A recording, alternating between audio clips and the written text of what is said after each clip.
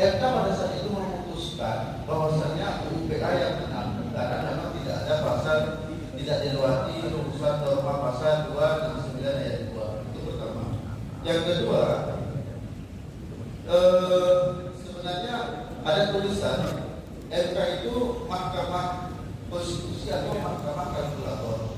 Karena kalau seandainya PHPU ini kan hitung-hitungannya seperti Bang Ali yang sampaikan, bahwasanya PHPU itu menghitungnya kan kita di sini mau tahu substansi PHPU itu apa sebenarnya, teknis hitungannya, atau seandainya ada simpulan contoh di kasus A bagaimana, itu yang seharusnya diuraikan dan dilanjut terhadap teknis-teknis PHPU itu. Itu yang kedua. Yang ketiga, mengenai kasus Mercury PS Edison, itu kan yang menonjol itu sekretarisnya, karena tidak disahkan besoknya ganti presiden baru.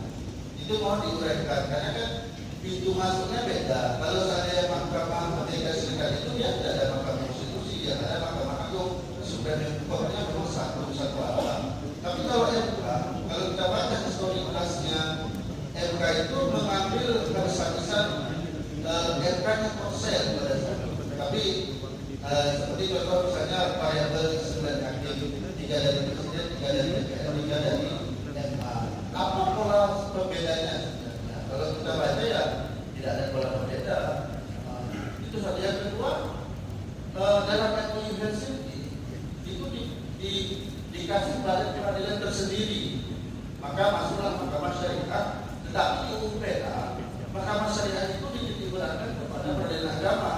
Ada satu kaki yang dipidana. Seharusnya kalau seandainya kami desentralisasi asimetris, ada pecahannya desentralisasi justisi, ya kami di Mahkamah Syariah itu ya dapat berjudisial review juga seharusnya. Karena memang di negara bagian Amerika itu kita tak perlu ke Washington DC, kita dari jauh-jauh dari pesawat SPP atas negara ini. Dan cukup saja di negara bagian itu kita judicial review peraturan apa yang memang kita akan lakukan. Demikian itu saja. Mungkin yang paling itu hanya 11 informasi. Terima kasih.